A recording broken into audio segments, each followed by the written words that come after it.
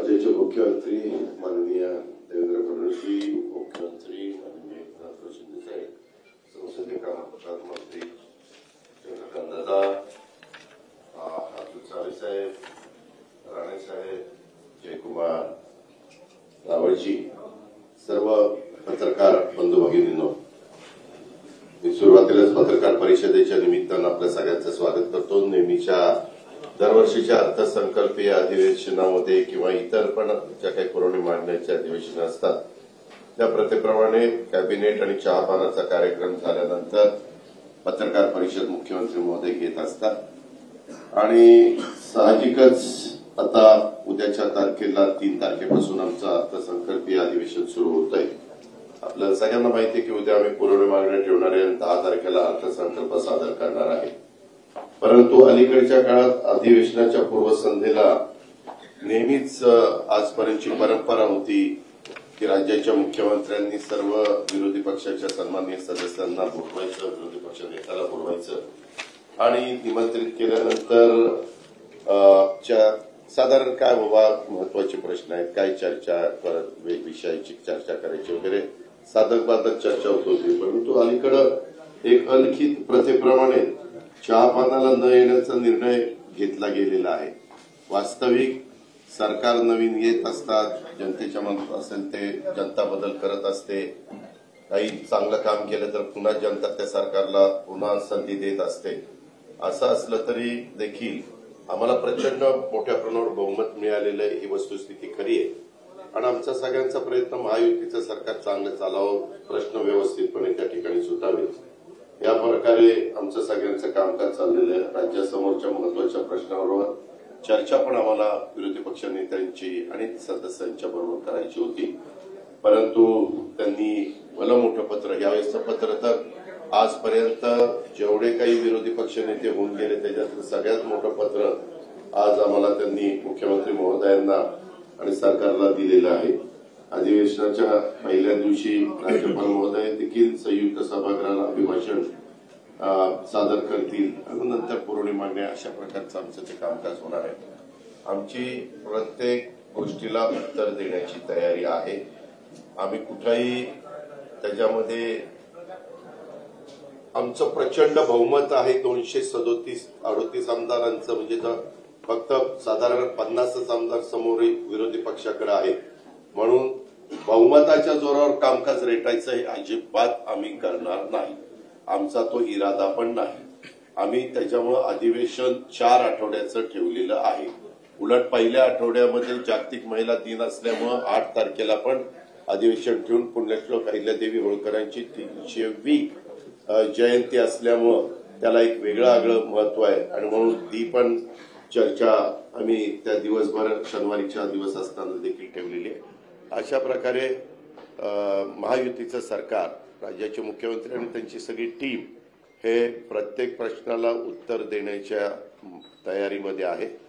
आता आरोप प्रत्यारोप होत असतात, आरोपात तथ्य असेल तर जरूर त्याची दखल घेतली जाईल, परंतु कारण नसताना विरोधाला विरोध करायचा म्हणून जर आरोप केले गेलेले असले तरी त्याला किती महत्व द्यायचं हे पण तशा पद्धतीनं ठरवलं जाईल। असं साधारण हे अधिवेशन चालवण्याचा मुख्यमंत्र्यांचा आमचा सगळ्यांचा विचार आहे आणि त्या प्रकारे अधिवेशन सगळ्या बिलं जी येतील ती पण बिलं चर्चेला यावी, त्याच्यात चर्चा साधक व्हावी, त्याच्यातनं काही चांगल्या सूचना आल्या तर त्या सूचनेचा पण आम्ही आदर करायला तयार आहोत। अशा ह्या प्रकारे हे सगळं अधिवेशन पार पाडण्याचा निश्चय हा महायुतीच्या सरकारने केलेला आहे। धन्यवाद।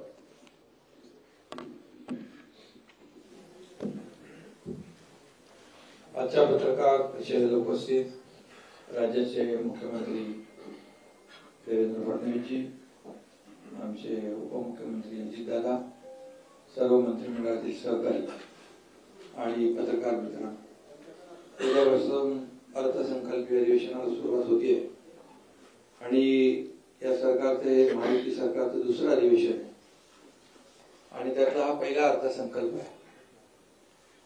सरकारची टर्म नवीन असली तरी सुद्धा आमची टीम जुनीच आहे, फक्त आमच्या दोघांच्या खुर्च्यांची बदलाबदल झाली, अजितदादांची मात्र फिक्स आहे।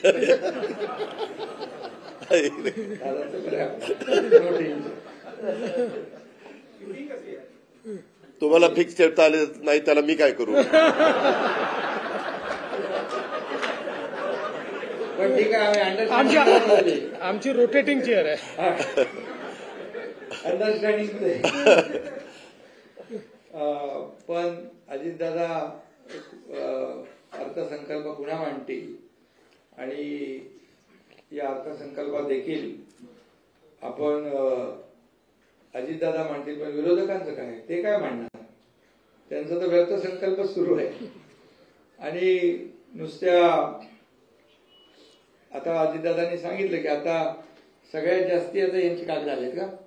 हो, मोठं, सगळ्यात मोठं पत्र आहे. सगळ्यात मोठं पत्र म्हणजे आमदारांची संख्या कमी झाली म्हणून मोठं पत्र का? 1 2 3 4 अंतिम आठवडा का डबल अंतिम आठवडा दिलाय? 6 7 8 हो 9 म्हणजे आतापर्यंतच्या सगळ्यात जास्ती म्हणजे आतापर्यंत काय म्हणत होतो आपण, अंतिम आठवडा अर्थसंकल्प, आता डबल अंतिम आठवडा अर्थसंकल्प आहे.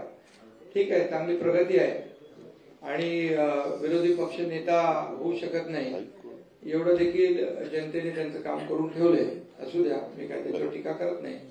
आम्हाला गेल्या 2.5 वर्षामध्ये महायुतीने, आमच्या टीमने चांगलं काम केलं आणि म्हणून महायुतीला दणदणीत विजय मिळाला. 232, आता अजितदादांनी सांगितलं 232 आमदार निवडून आले. 237 धरून बाकी 237 म्हणजे लँडस्लाईड विक्ट्री मॅन्डेट जनतेने दिला आम्हाला. तरी सुद्धा कुठल्याही परिस्थितीमध्ये आम्ही हुरळून जाणारे नाही आणि लँडस्लाईड विक्ट्री मिळाली म्हणून आमच्या डोक्यात हवाई जाणार नाही. आम्ही जमिनीवरचे कार्यकर्ते आहोत आणि म्हणून जास्त विजय मिळाल्यामुळे आता आमची जबाबदारी देखील जास्त वाढलेली आहे. त्यामुळे विरोधी पक्षाने या अधिवेशनामध्ये कामकाजामध्ये भाग घ्यावा, आपल्या महाराष्ट्रातले प्रश्न मांडावे, शेतकऱ्यांचे प्रश्न मांडावे, इतरही काही जे काही मतदारसंघातले प्रश्न मांडावे आणि खऱ्या अर्थाने राज्य सरकार जे काही चांगलं काम करते, चांगले निर्णय घेते, त्याला चांगलं म्हणण्याचा एक मोठेपणा दाखवतील की नाही माहित नाही, पण ठीक आहे, त्यांच्याकडून काय अपेक्षा करणार आपण. पण त्यांना एवढाच आनंद असतो, गेल्या अधिवेशनात पण इतरही अधिवेशनामध्ये सभागृहामध्ये कमी आणि पायऱ्यांवर जास्त, आणि तुम्ही ते सगळं दाखवत असता, ते बॅनर बिनर घेतलेले. आणि त्यामुळे याच्यात माझं एवढंच त्यांना सांगणं आहे की हे अधिवेशन अर्थसंकल्पीय अधिवेशन आहे आणि अर्थसंकल्पीय अधिवेशन आहे. मिळालेला विजय आपल्या समोर आहे, लोकांनी दिलेलं मॅन्डेट आपल्या समोर आहे, लोकांनी आमच्या कामाची पोचपावती दिलेली आहे.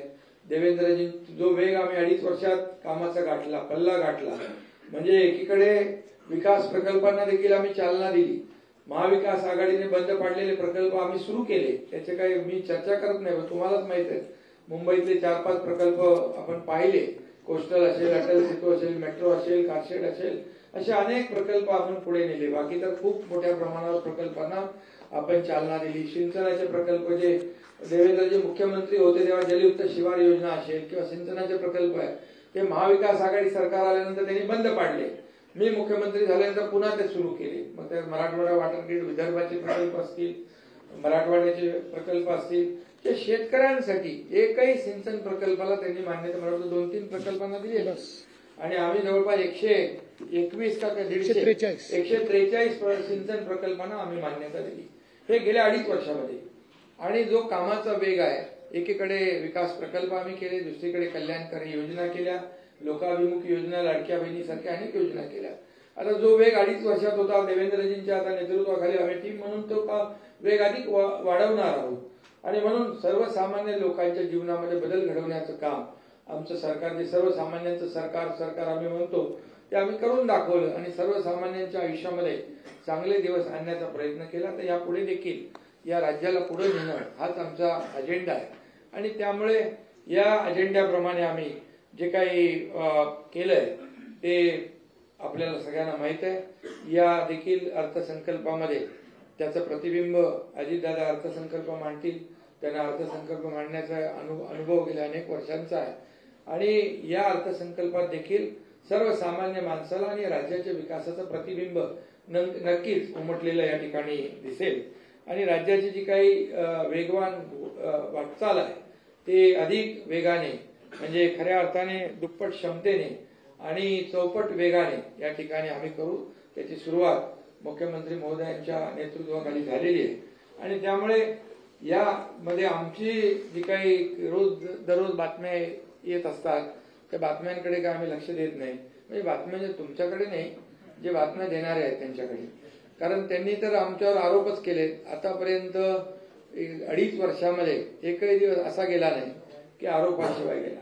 सरकार आता बदललं, लोकांनी शिक्कामोर्तब केलं. ते लोक म्हणाले की आता निवडणूक आयोगाने आम्हाला फसवलं, सुप्रीम कोर्टाच्यावर आरोप केले, मग ईव्हीएम वर आरोप केले.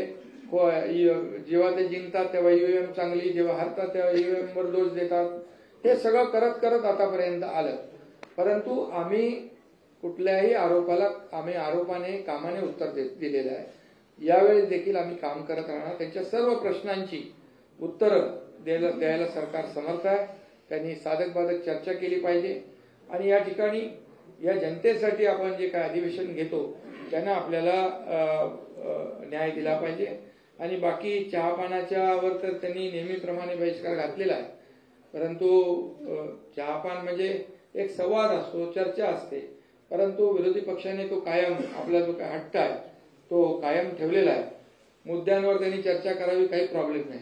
परंतु सूड भावनेतून, द्वेष भावनेतून टीका केली तर त्याला देखील तसंच उत्तर दिलं जाईल. कारण शेवटी एक मर्यादा असते टॉलरेट करण्याची आणि प्रत्येकाची एक सहनशीलतेची क्षमता असते. त्यामुळे विकासाच्या बद्दल बोलावं, राज्याचा विकास सुरू आहे, विकासामध्ये त्यांनी सहभागी व्हावं. तेच रडगाणं गाण्यापेक्षा आमच्यासोबत विकास गाणं गावं. आम्ही त्यांचं स्वागत करू. कारण शेवटी विरोधी पक्ष आणि सत्ताधारी पक्ष जे आहे ही रथाची 2 चाकं आहेत. आम्ही विरोधी पक्षाला कमी हे मोजत नाही किंवा त्यांना अंडर एस्टिमेट पण करत नाही. त्यांची संख्या जरी कमी असली तर शेवटी आम्ही नाही केलं, ते जनतेने केलं. जनतेने हे सगळं जो काही निकाल दिलेला आहे ते म्हणाले जनतेच्या दरबारात जाऊ. आम्ही जनतेच्या दरबारात तेही गेले, आम्हीही गेलो. आणि मग आमचं म्हणाल किंवा अजितदादांचं म्हणाल तर आता खरी शिवसेना आणि खरी राष्ट्रवादी याच्यावर जनतेने शिक्कामोर्तब केलेलं आहे. त्यामुळे मला या ठिकाणी जास्त काय बोलायचं नाही. पण मला एवढंच सांगायचं आहे की ज्या काही बातम्या मुद्दामून या ठिकाणी पेरल्या जातात त्या आम्हालाही कळतात आणि ज्याच्याशी कोणाचा संबंध नाही त्याचंही नाव जोडलं जातं. आणि म्हणून तुम्ही पण एक बाजू ऐकून तसंच तुम्ही बातम्या देत असता. त्यामुळे काय, जे ज्यांच्यावर विश्वास नाही लोकांचा, ज्यांची विश्वासार्हता संपलेली आहे ते खोट्या बातम्या देतात आणि तुम्ही खोट्या बातम्या छापता. त्यामुळे खरं म्हणजे एक लोकशाहीमध्ये एक चौथा म्हणजे तुमचा खरं म्हणजे पत्रकारिता हा चौथा स्तंभ आहे आणि त्याच्यामुळे तुमच्यावरची देखील विश्वासार्हता कमी होऊ नये असं आमचं मत आहे. त्यामुळे आपण देखील बातम्या ब्रेकिंग न्यूज वगैरे हे सगळं आपण करतो. पण तुम्ही ब्रेकिंग न्यूज किती दिले तरी आमच्यामध्ये काय ब्रेक होणार नाही. त्यामुळे तेही होणार नाही. आणि कोल्ड वॉर कुठलं काय, कुठं आहे का काय? उन्हाळ्यामध्ये कुठं कोल्ड वॉर असतो? तिथे सगळं थंडा कुलकुल आहे आणि काही नाही आमच्यामध्ये. काही बिलकुल का. आमचा अजेंडा काय? आमचा अजेंडा खुर्ची मिळवणं नाहीये. आमचा अजेंडा काही सत्ता मिळवणं किंवा स्वतःचा स्वार्थ साधणं नाहीये. आमचा अजेंडा ठरलेला आहे की या महाराष्ट्रातल्या जनतेला काय मिळालं पाहिजे. आम्हाला काय मिळालं यापेक्षा महाराष्ट्रातल्या जनतेला काय मिळालं हा मोठा विषय आहे. आणि त्यामुळे महाविकास आघाडी आणि महायुतीमध्ये हा मोठा फरक आहे. आणि त्यामुळे तुम्हाला आमची विनंती एवढीच आहे की थोडी शहानिशा करून आपण जर बातम्या दिल्या तर खूप त्याचा माणसामध्ये देखील आपली जी प्रतिमा आहे मीडियाची ती देखील चांगली राहील. कारण शेवटी ती एखादी बातमी दिल्यानंतर तुम्हाला परत ती दुसरी बातमी, खरी बातमी छापायला लागते, खरी बातमी दाखवायला लागते. त्यामुळे एवढंच आमची विनंती. आणि कुठं चुकलं तर तुम्ही सांगा ना बाबा इथं चूक आहे म्हणून. परंतु जे सरकारने केलेलं चांगलं काम आहे किंवा जे कोणी आरोप केले ते आरोप खरे आहेत की खोटे आहे याची देखील थोडी शहानिशा आपण केली पाहिजे. आता आम्ही पण काही आमच्या दोघांवर खोट्या गुन्ह्यामध्ये नावं टाकायचं ते काय एक आपला प्रवीण दरेकरनी जे दिलं होतं ना व्हिडिओ आला होता व्हिडिओ क्लिप, तर त्याची SIT लावलेली आहे आणि त्या चौकशीत बरंच काय बाहेर येत आहे. म्हणजे मोठ्या प्रमाणावर खळबळजनक काही गोष्टी आहेत त्याही येतील, पण आम्ही कधी म्हणालो का त्याच्याबद्दल बाबतीमध्ये हे आलंय ते आलंय? येईल ना, त्याचा अहवाल आल्यानंतर आपल्याला कळेल आणि ते खरं असेल. आम्ही कुठल्याही खोटं सूड भावनेने कुठलंही काम करणार नाही. सत्ता किती आमच्याकडे बहुमताची असली तरी सुद्धा कुणावरही सूड भावनेने द्वेषापोटी कुठल्याही आकसाने आकस बुद्धीने कुठलीही कारवाई आम्ही करणार नाही. आमचा तो तिघांचाही स्वभाव नाही आहे. आणि म्हणून फक्त एवढंच आहे की हे अधिवेशन जे आहे हे अधिवेशन अर्थसंकल्पीय अधिवेशन आहे. या महाराष्ट्रातल्या तमाम जनतेच्या दृष्टीने महत्वाचं आहे, कारण महाराष्ट्रातल्या तमाम जनतेने महायुतीला भरभरून एवढं दिलंय की आता आम्हाला त्यांच्या ऋणातून उतराई व्हायचं आहे. त्यामुळे आम्हाला काम करायचं आहे आणि काम करण्यामध्ये विरोधी पक्ष जर आला सोबत सहकार्य केलं तर चांगलं आहे. त्यांचंही नाव होईल, त्यांच्याही मतदारसंघामध्ये न्याय मिळेल, या महाराष्ट्राला एक वेगळं चित्र पाहायला मिळेल. आता तरी म्हणजे संख्या आता कमी कमी कमी कमी होत आता कुठपर्यंत आले बघा. आता तरी आत्मपरीक्षण आणि आत्मचिंतन करावं, बस एवढंच मला सांगायचं होतं. धन्यवाद.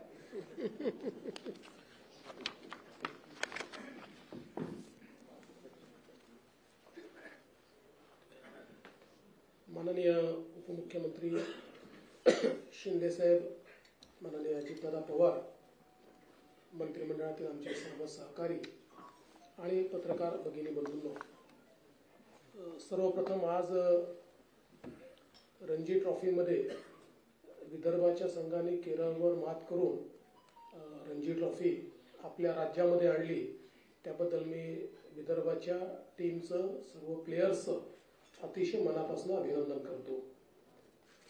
राज्याचं अर्थसंकल्पीय अधिवेशन 3 ते 26 मार्च या दरम्यान या ठिकाणी आपण करणार आहोत आणि मला असं वाटतं की हे तसं नवीन सरकारचं एक प्रकारे पहिलंच अर्थसंकल्पीय अधिवेशन आहे आणि जसं दादांनी सांगितलं की आम्ही कुठेही अधिवेशन आटपून टाकावं अशा मानसिकतेत न राहता त्या ठिकाणी नीट 4 आठवड्याचं अधिवेशन हे आपण आयोजित केलं आहे. आज ज्याचा उल्लेख या ठिकाणी झाला की विरोधी पक्षाने एक 9 पानाचं पत्र दिलेलं आहे. त्याच्यामध्ये 9 नेत्यांची नावं आहेत. त्यातल्या 2 नेत्यांनी सह्याच केलेल्या नाहीत.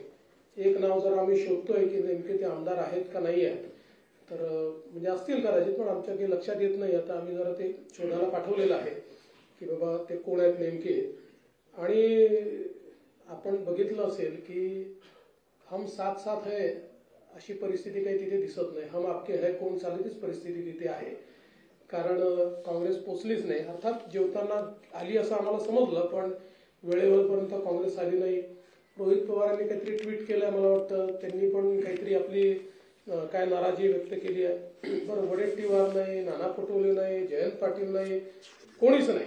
त्याच्यामुळे एकूणच हे कशा पद्धतीनं विरोधी पक्षाचं कामकाज चाललेलं आहे हे आपण बघितलं पाहिजे. खरं तर चहापानावर त्यांनी बहिष्कार घातला. आत्ता त्यांना ही संधी होती, जेव्हा नवीन सरकार बनतं त्यावेळी पहिल्या अधिवेशनाला बाबा एक सकारात्मक चर्चा आपण करूया अशा प्रकारची संधी होती. त्यांनी संवाद स्थापित करावा असं आपल्या पत्रकार परिषदेत म्हटलं, पण संवादाचं सगळ्यात मोठं माध्यम जे होतं, आम्ही त्यांना चहापानाला निमंत्रित केलं होतं, म्हणजे संवादालाच निमंत्रित केलं होतं, पण त्याच संवादावर त्यांनी बहिष्कार टाकला. म्हणजे मला याचा अर्थच समजला नाही की संवादावर बहिष्कार टाकायचा आणि संवाद साधा अशा प्रकारे त्या ठिकाणी पत्रकार परिषदेत म्हणायचं. पण मला असं वाटतं की काही हरकत नाही. त्यांनी ऍक्च्युली हे जे काही 9 पानी पत्र दिलेलं आहे, या पत्रात संपूर्ण पत्र हे वर्तमानपत्राच्या बातम्यांवर आधारित आहे. तर त्या बातम्यांसोबत त्यांनी सरकारने दिलेला खुलासा जरी वाचला असता तरी 9 पानाचं पत्र अर्ध्या पानात त्यांना निश्चितपणे देता आलं असतं. पण हरकत नाही, त्यांनी पुन्हा हे सगळे मुद्दे जर हाऊसमध्ये मांडले तर आम्ही त्याची उत्तरं त्या ठिकाणी देण्याकरता तयार आहोत. 2 महत्वाच्या चर्चा आपण या सभागृहामध्ये ठेवलेल्या आहेत. 8 मार्चला पुण्यश्लोक अहिल्यादेवी होळकर यांच्या 300व्या जन्मशताब्दीच्या निमित्ताने एक चर्चा आपण ठेवली आहे, ज्याच्यामध्ये महिला दिन असल्यामुळे सक्षमीकरणाचा जो सगळा मुद्दा आहे त्या अनुषंगाने ही चर्चा एक सकारात्मक अशा प्रकारची चर्चा आहे. आणि भारतीय संविधानाचं अमृत महोत्सवी वर्ष असल्यामुळे आपण एक 2 दिवसाची चर्चा ही भारतीय संविधानाच्या अनुषंगाने कशा प्रकारे आपला विकास झाला आणि संविधानाने आपल्याला काय काय दिलं अशा प्रकारची एक सकारात्मक चर्चा व्हावी. म्हणजे ते लाल संविधान पकडून करतात तशा प्रकारची नाही, तर माझी अपेक्षा आहे की संविधान वाचून किंवा त्यातल्या तरतुदी समजून आमचा विरोधी पक्ष देखील त्याच्यावर एक चांगली सकारात्मक चर्चा करेल अशी माझी या ठिकाणी अपेक्षा आहे. खरं म्हणजे आत्ताच शिंदे साहेबांनी सांगितलं की अलीकडच्या काळामध्ये रोज मला एक स्थगितीची बातमी पाहायला मिळते आणि मी स्थगिती दिलेली आहे असं मला रोज ऐकायला मिळतं. मग मला विचारावं लागतं माझ्या ऑफिसला की आपण कधी दिली. मग ते म्हणतात की आपल्याकडे जर अशी फाईलच आली नाही. मग मला शोधून काढावं लागतं. अलीकडच्या काळामध्ये 2 गोष्टी माझ्या असं लक्षात आल्यात, मी तुम्हाला विनम्रपूर्वक सांगू इच्छितो. एक, आमच्याकडे कुठल्याही आमदारांनी निवेदन दिल्यानंतर त्यांनी काही मागणी केली असेल किंवा एखादा आरोप जरी केला असेल तरी त्याच्यावर आपण तपासून कारवाई करावी किंवा माहिती द्यावी असं लिहितो. आपण कधीच इग्नोर करत नाही. असं पत्र गेलं म्हणजे चौकशी सुरू झाली, असं पत्र गेलं म्हणजे आता त्याच्यावर स्थगिती आली, अशा प्रकारच्या बातम्या करणं हे थोडं बाळबोध आहे असं नसतं. कारण कुठल्याही वेळेस आपल्याला कारवाई करायची असेल किंवा स्थगिती द्यायची असेल दुसरी बाजू आल्याशिवाय आपण अशा प्रकारे कधीच करत नाही. आता कालचा आरोग्य विभागातला जो विषय आहे हा विषय देखील आपण समजून घेतला पाहिजे की या संदर्भात आरोग्य विभागाच्या संदर्भात जे काही केंद्र सरकारने आपल्याला पैसे दिले होते त्या पैशामध्ये आपण जी काही कामं सुचवली त्या कामांमध्ये आपण 9% पैसा हा कॅपिटल एक्सपेंडिचरवर खर्च केला होता आणि केंद्राचं म्हणणं होतं तो 5% केला पाहिजे. म्हणून केंद्राने आपल्याला कळवलं की तुम्ही प्रायोरिटाईज करून 9%च्या ऐवजी 5% करा. त्यानुसार संबंधित खात्याच्या मंत्र्यांनी आणि सचिवांनी ही माहिती मागवली की आता कुठली कुठली कामं घेतली त्यातली काय प्रायोरिटी ठरवायची. त्यामुळे ही फाईल कधी माझ्याकडे आली नाही, मी त्याच्यावर कधी बघितलंही नाही आणि मी त्याच्यावर कुठली स्थगिती दिली नाही. तर मला असं वाटतं की जिथे एखादी चूक होते असं लक्षात आलं तर मी स्थगिती निश्चितपणे देईल आणि त्याच्यामध्ये आवश्यकता पडली तर समजा खातं शिंदे साहेबांच्या शिवसेनेचं असेल त्यांच्याशी चर्चा करीन किंवा दादांकडचं असेल तर त्यांच्याशी चर्चा करीन. पण मला असं वाटतं की एक वातावरण जे तयार करण्यात येत आहे की बाबा काहीतरी इथे ओढताण चाललेली आहे, वन अपमॅनशिप करणं चाललेलं आहे आणि आता मुख्यमंत्री कुठेतरी शिंदे साहेबांनी सुरू केलेल्या गोष्टी कशा बंद करता येतील किंवा कुठेतरी कट टू साईज कसं करता येईल.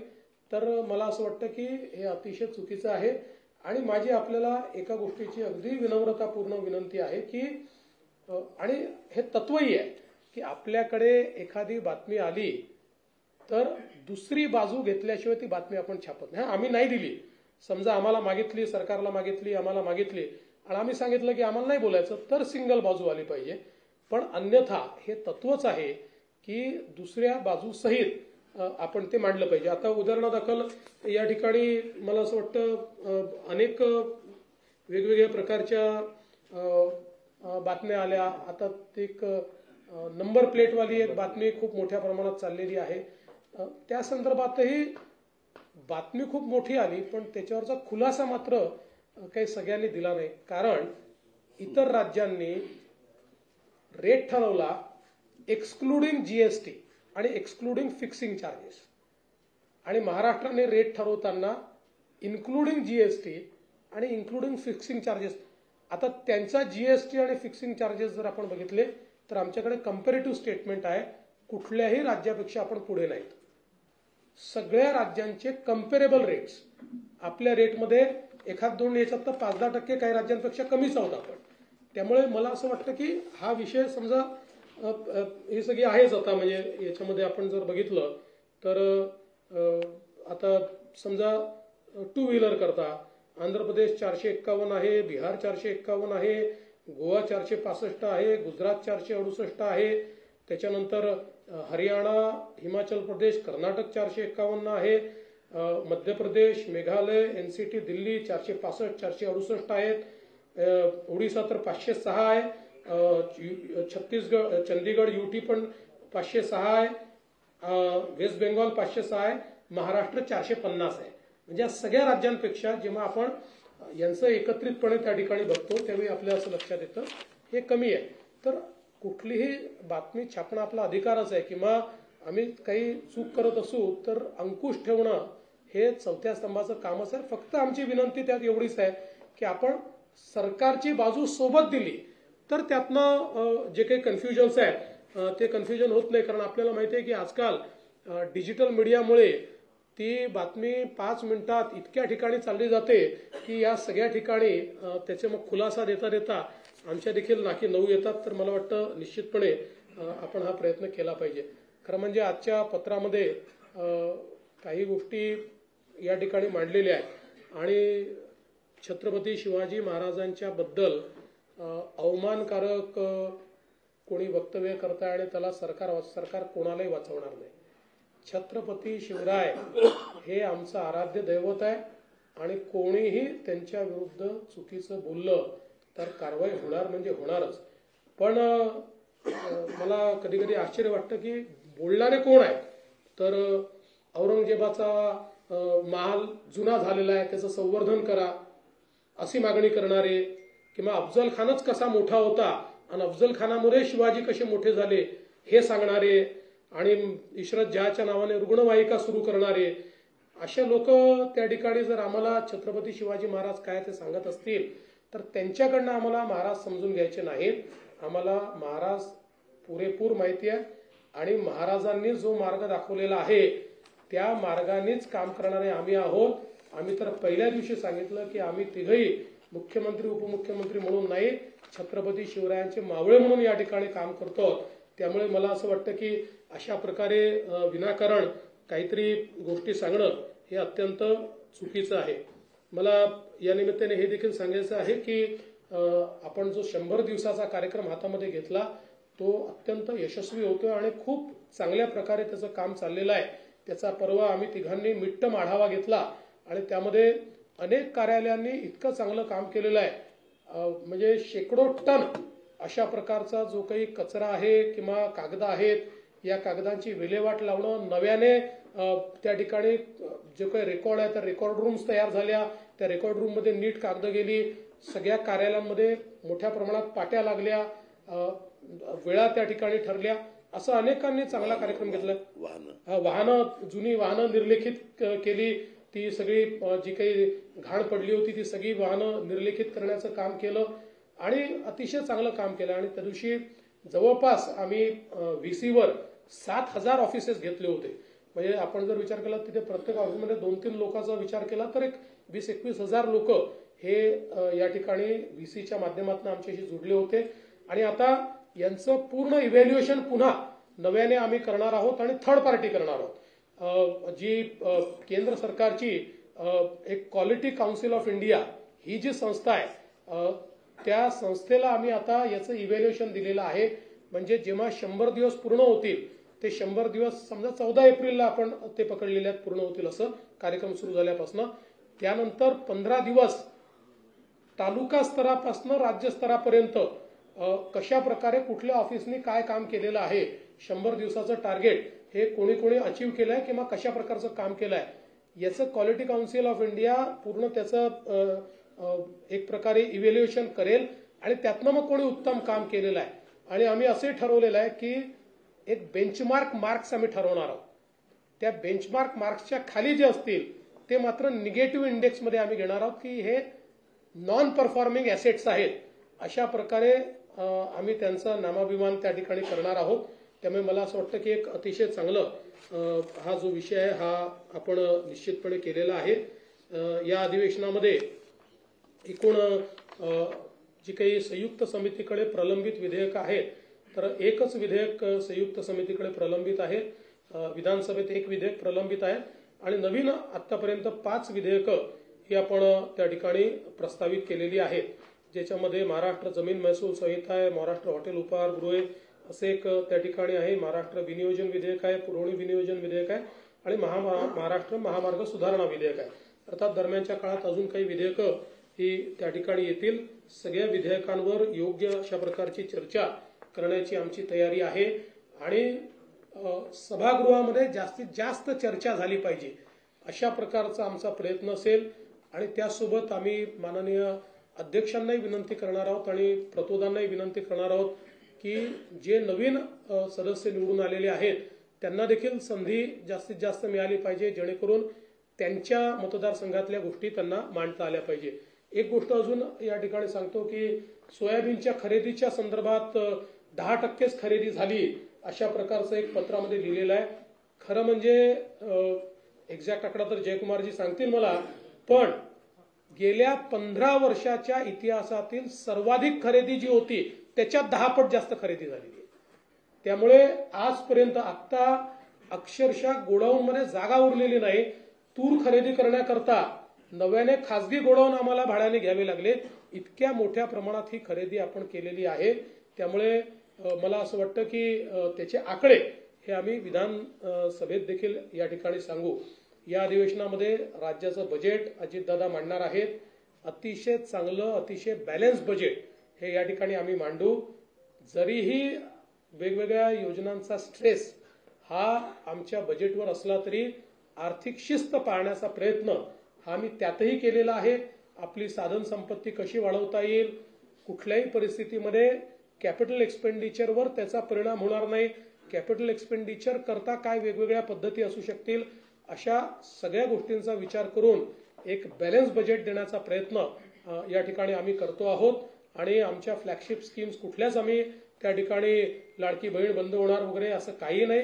त्याच्यामध्ये जसं आम्ही सांगितलं की नियमाच्या बाहेर जे आहेत त्यांनाच फक्त आम्ही त्या ठिकाणी एक प्रकारे, कारण आमच्या विरोधकांनी त्यातही लिहिलं 10 लाख कमी झाले वगैरे, तर त्याच्यामध्ये आपल्यावर CAGने टाकलेले बंधन आहे की एखादी स्कीम सुरू केल्यानंतर स्कीममध्ये बसणाऱ्यांनाच पैसे हे राज्य सरकारला देता येतात आणि स्कीमच्या बाहेरच्या लोकांना देता येत नाही. त्यामुळे तेवढ्यापुरतं आम्ही त्या संदर्भातली कारवाई केली आहे. बाकी देशामध्ये असं माझं मत आहे की अशा प्रकारच्या स्कीममध्ये सगळ्यात जास्त लोकांना एक प्रकारे शासकीय मदत देणारं राज्य हे महाराष्ट्र ठरणार आहे. त्यामुळे त्यात कुठेही कपात वगैरे ही महाराष्ट्रात केली जाणार नाही हा विश्वास मी देतो. आणि सत्तारूढ पक्ष, जसं शिंदे साहेबांनी सांगितलं, विरोधकांची संख्या कमी असली तरी आम्ही विरोधकांना कमी लेखणार नाही. विरोधकांना भरपूर चर्चेची संधी देऊ आणि त्यांनी उपस्थित केलेल्या प्रश्नांना योग्य प्रकारे सकारात्मक उत्तर देण्याचा प्रयत्न हा राज्य सरकारच्या वतीनं केला जाईल. मी पुन्हा एकदा आपल्या सर्वांचे मनापासून आभार मानतो.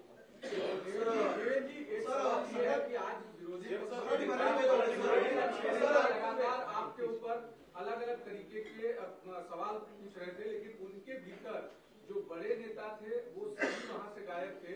इसको कैसे देखते हैं? और एक दूसरा सवाल कानून व्यवस्था को लेकर के वो लगातार टारगेट कर रहे हैं.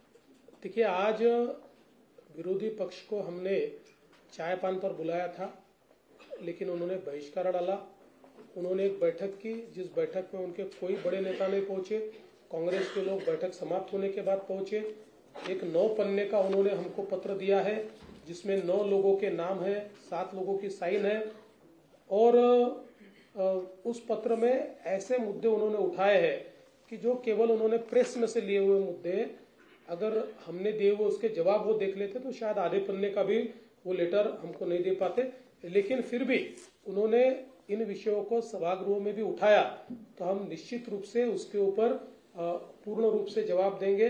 साथ साथ जिस प्रकार से अलग अलग चर्चाएं आपने कहा जो चल रही है, तो उसका भी अभी अभी मैंने जवाब दिया हुआ है कि हमारे सत्तारूढ़ पक्ष में हम लोग सब साथ में मिलकर काम कर रहे हैं. और किसी चीज को स्टे कर दिया और CM ने उसको रोक दिया, इस प्रकार की जो बातें ये बिल्कुल गलत है. ये अफवाहें भी है. और हमारी तो सभी को हमारा निवेदन है कि कोई भी खबर देते समय ये तत्व भी जो खबरों का है कि सामने वाले की, यानी जिसके खिलाफ खबर जा रही है, उनकी भी क्या साइड है, उस साइड को साथ में देना, लेकिन मैं ऐसा मानता हूं कि अनफॉर्चुनेटली उसका पालन नहीं हुआ है, तो आगे उसका भी पालन होगा तो इस प्रकार की चीजें जो है सामने नहीं आएगी। कानून व्यवस्था पर भी जितने चर्चा वो करना चाहते हैं उतनी चर्चा निश्चित रूप से वो करे।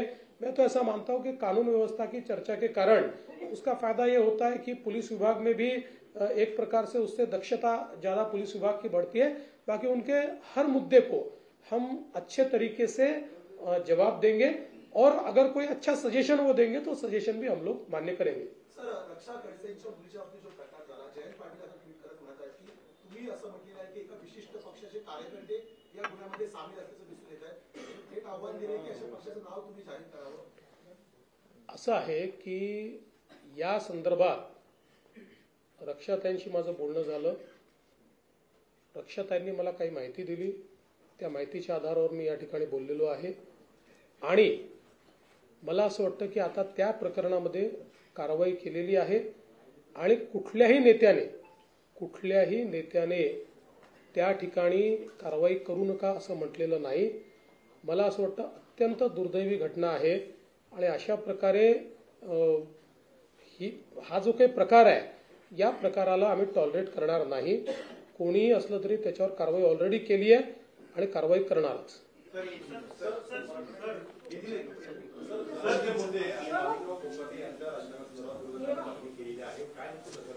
असं आहे की पहिली गोष्ट तर धनंजय मुंडेंच्या संदर्भात यापूर्वीच सरकारने आपली भूमिका स्पष्ट केलेली आहे आणि माणिकराव कोकाटेंच्या संदर्भात आपल्याला माहिती आहे की क्लोज फॉर ऑर्डर आहे। क्लोज फॉर ऑर्डर असल्यामुळे त्याच्यावर कुठली भूमिका आज आम्हाला मांडता येत नाही।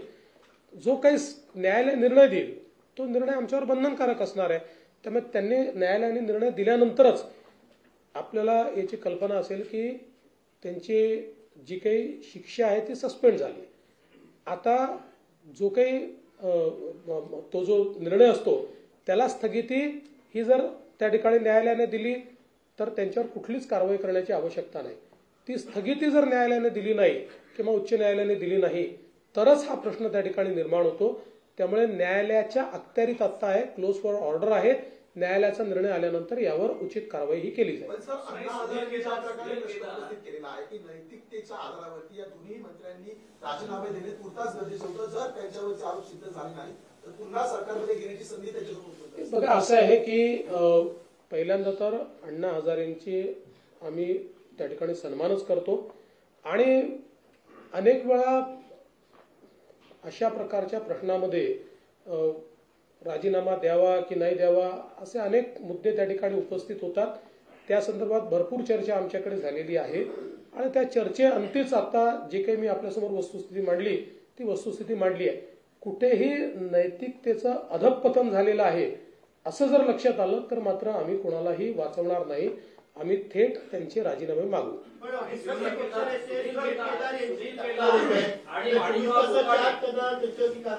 याचं कारण असं आहे की सुनील केदारांच्या संदर्भात कोर्टाने त्यांचं जी शिक्षा आहे त्याला जी म्हणजे त्याचा निर्णय आहे त्याला त्याला स्थगिती द्यायला नकार दिला। तो नकार दिल्यामुळे तशा प्रकारची कारवाई करणं गरजेचंच होतं। ती काही एका दिवसात झालेली केस नाही, जवळपास महिनाभर ती केस चालली आणि त्याच्यानंतर तो निर्णय झालेला आहे। आदित्य ठाकरेंनी आज एमएमआरडीच्या संदर्भात जो प्रश्न उपस्थित केला प्रेसमध्ये ते खातं तुमच्याकडे तर पाहण्यासाठी आंतरराष्ट्रीय स्तराची संस्था यावेळेस उपस्थित होतं की या प्रोजेक्टमध्ये मोठ्या प्रमाणामध्ये लाच मागितली आहे। तुमच्या या संदर्भात काय काय? पहिली गोष्ट तर त्यांचं पत्र जर आपण बघितलं तर त्या पत्रामध्ये कुठेही त्यांनी आम्हाला लाच मागितली जाते आहे असं म्हटलेलं नाही। हा, पण त्यांनी काही मुद्दे निश्चितपणे उपस्थित केलेले आहेत।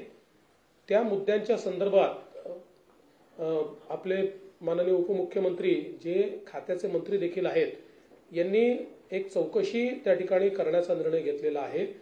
असीम गुप्ता जे ऍडिशनल चीफ सेक्रेटरी आहेत त्यांना या संदर्भात सुनावणी घ्यायला सांगितलेलं आहे। दोन्ही बाजूंची सुनावणी ऐकून मग त्यांचा रिपोर्ट ते आमच्याकडे सादर करतील आणि त्याच्यावर आम्ही निर्णय करू। साधारणपणे खात्याशी जी आम्ही चर्चा केली किंवा एमएमआरडी अशी चर्चा केली तर एमएमआरडीचं म्हणणं असं आहे की इतके दिवस हे सगळं चाललेलं आहे, समजा असं ते म्हणतात, तर त्यांनी कधीच आम्हाला पत्र का दिलं नाही किंवा त्यांनी कधीच याच्यावर ऑब्जेक्शन का उपस्थित केलं नाही.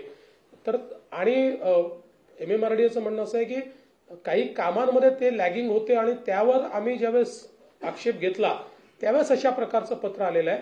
दोघांच्या आपल्या बाजू असतील त्या बाजू ऐकून त्याच्यावर आम्ही निर्णय करणार आहोत. एक गोष्ट आम्ही तिघेही तुम्हाला स्पष्टपणे सांगतो की पारदर्शितेशी कुठेही कॉम्प्रोमाइज आम्ही करणार नाही, पण दोन्ही बाजू जर समजून घेतल्या नाहीत तर मला असं वाटतं की ते काही योग्य होणार नाही आणि म्हणून तशा प्रकारचे निर्देश दिलेले आहेत.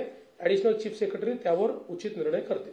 पत्र दिले त्यांनी. हो, त्यांनी आता 27 फेब्रुवारीला देखील तुम्ही सांगा 27 फेब्रुवारीला त्यांनी आणखी एक पत्र दिले आहे, प्रेस रिलीज केली आहे की त्यामध्ये त्यांच्या पत्रात किंवा त्यांच्या जे काही त्यांनी पत्रव्यवहार केला त्या भ्रष्टाचार किंवा आर्थिक देवाणघेवाणीचा कोणताही उल्लेख नाही.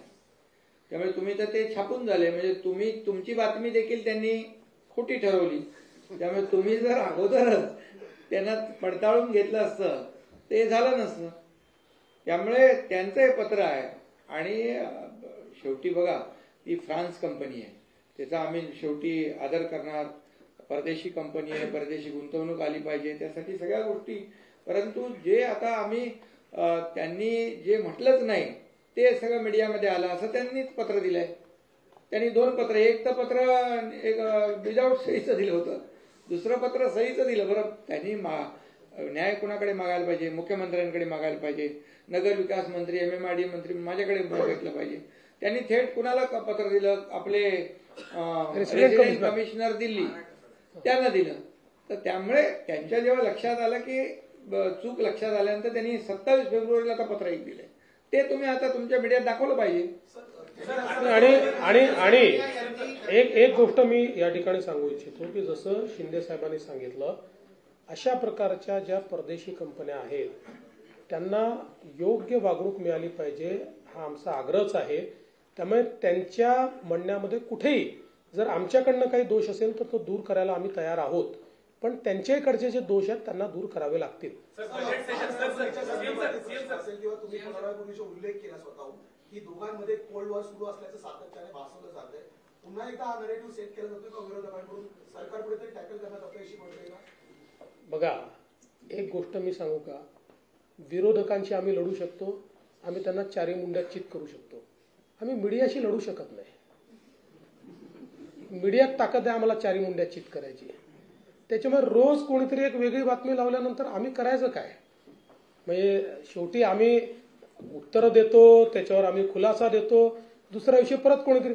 म्हणजे मला तर कधी कधी आश्चर्य वाटतं की विभागीय आयुक्तांनी एखादी गोष्ट स्टे केल्यानंतरही फडणवीसांचा शिंदेंना दणका. न फडणवीसांना माहिती, न शिंदेंना माहिती, न त्यांच्या लेवलला न यांच्या लेवलला. जरा थोडं मला वाटतं की म्हणजे तुम्ही विरोधकांची भूमिका पार पाडू नका. तुम्ही भूमिका जी आहे ती अंकुश आमच्यावर राहील अशी भूमिका पार पाडा. जेव्हा यांची बातमी ऐकतो मी, जेव्हा यांची बातमी जेव्हा वाचतो, ऐकतो, बघतो तेव्हा मी यांना फोन करतो. बोले यांची फाईलच माझ्याकडे आली नाही. आता काय करायचं? वॉर एकदम कोल्ड आहे. There is no war. आणि तुम्ही एक लक्षात ठेवा, ज्यांनी एकनाथरावांना मला इतके वर्ष बघितलेलं आहे त्यांना हे लक्षात आलं पाहिजे की आम्ही आतल्यात काय करतो. लक्षात ठेवा. आधी लोकप्रिय घोषणा झाल्या, त्याच्यानंतर आता बहुमतात सत्तेत आला. अनेक कॉन्ट्रॅक्टर्सची बरीच बिलं थकली आहेत, त्या वारंवार बातम्या येतात. आता हे बजेट आहे, पूर्ण ताकद आहे या सगळ्या लोकप्रिय घोषणा सगळ्या राहून देखील पूर्ण वर्षभर शिस्त लागणं, अर्थसंकल्प खास करून. निश्चितपणे आता जी काही थकलेली बिलं आहेत ती देण्याच्या संदर्भातला एक कार्यक्रम हा वित्तमंत्र्यांनी म्हणजे उपमुख्यमंत्री अजितदादांनी हातामध्ये घेतलेला आहे. त्याची सुरुवात देखील झालेली आहे. म्हणजे PWD विभाग असेल, वॉटर सप्लाय विभाग असेल, सगळ्यांचे बिलांचे 10% पैसे ऑलरेडी रिलीज केलेले आहेत. आणि 8 मार्चच्या बजेटनंतर उरलेले पैसे, कारण 10 मार्चच्या, कारण आपल्याला वर्षाच्या शेवटी या वर्षीचे बिलं भागवायला पुरवणी मागण्या मागाव्या लागतात. आपला नियम आहे. त्यानुसार त्या पुरवणी मागण्या जशा पूर्ण होतील तसं उरलेली बिलं देखील या ठिकाणी दिली जातील. अरे मी वाचतच नाही यार. तू काय, तुम्ही त्याला समजतच नाही. तुम्ही कशावर प्रतिक्रिया विचारता? मी काय वाचत नाही. की अमित शहा साहेबांना मी भेटलो पहाटे. आता अमित भाई आमचे एनडीएचे नेते, महायुतीचे नेते आहेत. ते लपून छपून भेटायचं कारण काय? त्यांच्यासारखं आम्ही लपून छपून काम करत नाही. आम्ही दिवसा डवळ्या काम करतो आणि त्यामुळे त्यांना आम्ही ती भेट 4 वाजताची पहाटेची भेट आता झालीच नाही. त्या भेटीचं वर्णन काय केलंय? संभाषण लिहिलंय. म्हणजे मी काय बोलतो त्यांनी काय उत्तर दिलं? मी तिथं साक्षीला होतो. आमची 5व्या मजल्यावर त्यांची माझी रूम होती. मी आल्यावर एकनाथराव शिंदे साहेब आहेत म्हणून आम्ही दोघं बोलत बसलो होतो. मात्र एकनाथरावांनी मला भेटायला यायचं कर्टसी म्हणून त्यांना निरोप दिला होता आणि त्यावेळेस 10 वाजले होते. बरोबर, सकाळचे 10 आणि तिथं ते गेले, ते भेटले, बुके दिला आणि लगेच आम्ही सगळे खाली त्या कॉन्फरन्सला 4 राज्यांच्या गेलो. ही वस्तुस्थिती आहे. आणि त्यावेळेस मी पण होतो. नाही, आता काही लोकांना दिव्य दृष्टी झालेली आहे. महाभारताचं संभाषण दिव्य दृष्टी. तिकडे संजय आणि धृतराष्ट्र होते. पूर्वी ते काळा पहाड वगैरे असे ते जे हे यायचे ना काय आपले पुस्तकं, तशी आता परिस्थिती झाली आहे रोज. पण मी एक सांगतो, सलीम जावेदची आता यांची कॉम्पिटिशन चाललेली आहे 100%. म्हणजे एवढ्या स्टोऱ्या मॅन्युफॅक्चर जे करतात ते नाही. त्याच्यामध्ये काय माहिती, सवाल जबाब दिलाय. आता मला नंतर सांगितलं कोणी सवाल, म्हणजे मी म्हणजे आता त्या पराभवामुळे त्यांचा केमिकल लोचा झालाय. दुसरं काय झालेलं नाही ना. आणि संजयनी धृतराष्ट्राने कौरवांची वाट लावली ते तुम्हाला माहित आहे. आणि आता इथं असलेले दूरदृष्टीवाले कुणाची वाट लावतात तेही माहित आहे.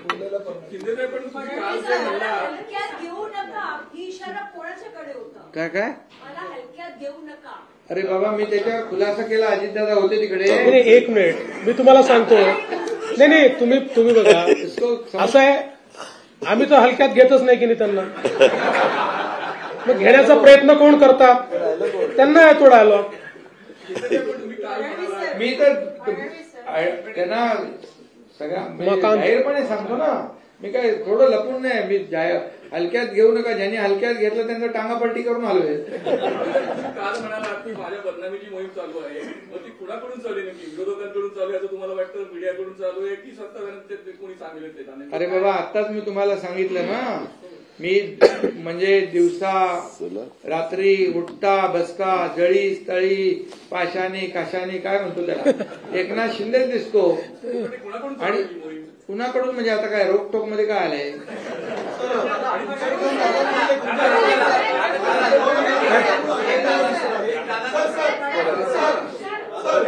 तुम्हाला प्रश्न आहे त्यांचा. एक मिनिट दादांना प्रश्न. कुठे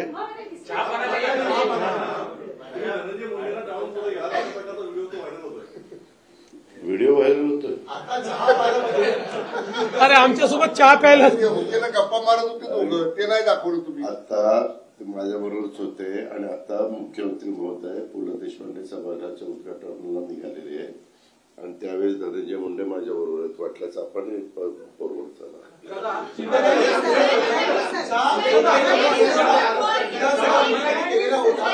साफ होण्याचा प्रयत्न होतोय असं विरोधक सातत्याने म्हणतात आणि त्याचे पडसाद अर्थसंकल्पात असं सुद्धा त्यांचं म्हणणं आहे. हे विरोधकांचं स्वगत आहे. स्वगताला उत्तर देता येत नाही. चला.